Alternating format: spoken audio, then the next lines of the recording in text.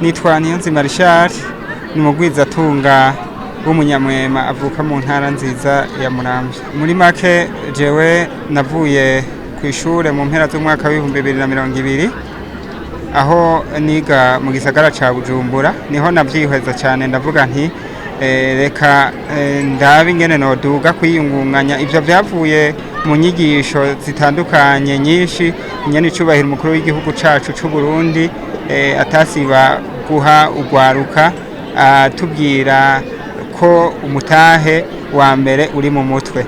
Niho naca nduga kubigerageza ku gatumba.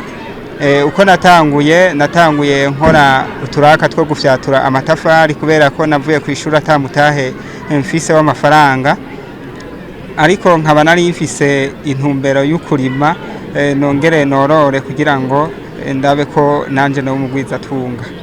Amatafari barampemvye, hanyuma kubera ko muhira itongo ryacu ryari ryaga, niho naca nja gukota itongo, hanyuma ntangura kurima igiterwa c'itomati.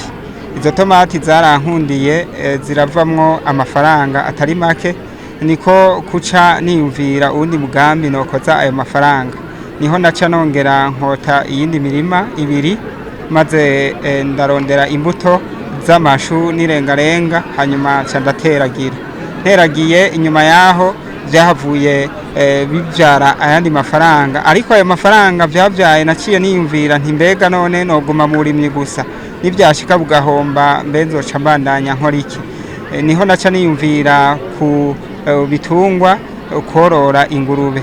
Nca ntangura imbuguru 3 z'ingurube ndaziguze, ariko nazo kubera ata mwanya nari mfise wo kuzororera muhira, niho naca mpitana abene gihugu ndavuga nti nimwakira ibi bitungwa genda mu vyorore, tuzoheza tugabure inyungu icagutse ku mutahe. Niho naca ndabigerageza, hanyuma ingurube ndazorora, mbandanya ndimara za mboga, maze inyuma y'umwaka nari mfise umutahe w'amahera 700.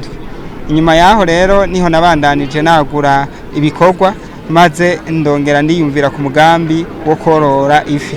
Niho naca mvugana n'umuntu ndamukota umurima imyaka 10, ndamuha amafaranga, ariko sinamuhaye yose kubera sinari bwagwize imitahe. Ndavuga nti nzoza ndaguha make make, ndatangura ndamuha amafaranga y'imyaka 3.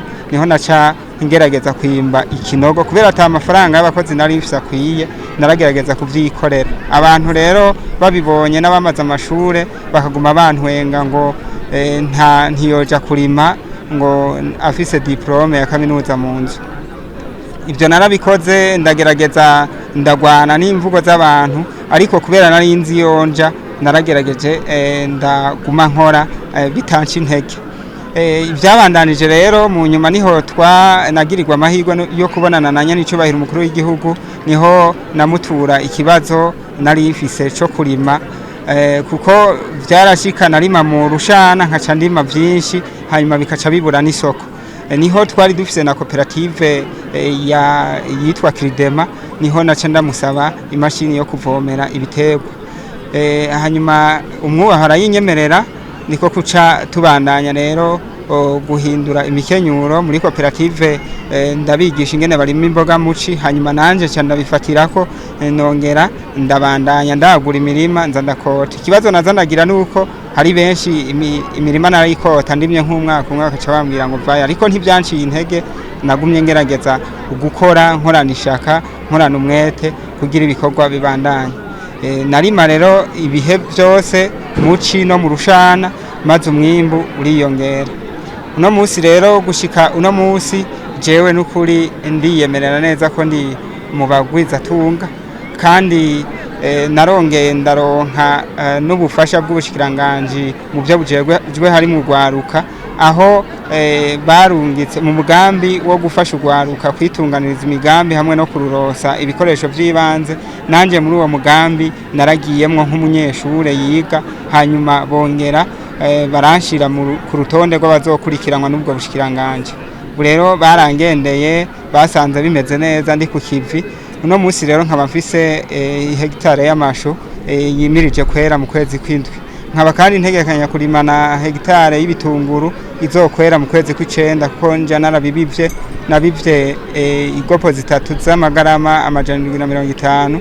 Nkaba niteze umwimbu mu mwaka uza ungana n'imiliyoni nka 3 zivuye mu bitunguru, nkaba niteze kandi n'umuliyoni urenga uvuye mu mashu, naho ibitigiri ataho bifatira ko mugabo ikirere ndabona kimeze neza kandi imirimo ihagaze neza, ndizeye neza yuko ibyo nifuza gushikako bizoboneka. Intambamye nagize ni y'amatongo, ariko naragerageje mu mafaranga nagiye ndaronka, naraguze ubwa mbere itongo ry'umuliyoni, hanyuma ubugira kabiri ndagura itongo ry'ibihumbi 800, ari naryo naciye nkoresha mu mugambi wo korora amafi.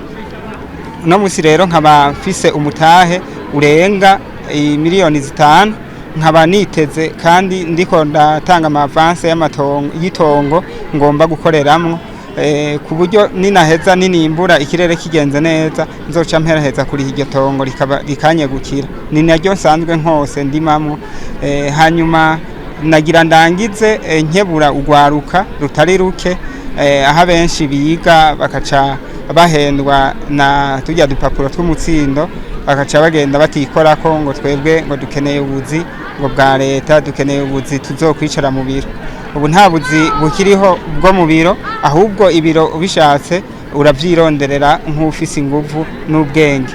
Rero nkaba kandi negura abajene batari bake batinya ahandi bakaca bagerageza gutera n'ubwoba abibereye mu migambi ngo birahomba. Ivyo rero turakwiye kubihindura, turakwiye kubisezerera kugira ngo dukore twisunze imbona kazoza y'igihugu c'u Burundi, yuko Burundi bwoba ari igihugu cifashe mu mwaka wa 2040, kikaba kandi ari igihugu giteye imbere mu mwaka wa 2060. Murakoze.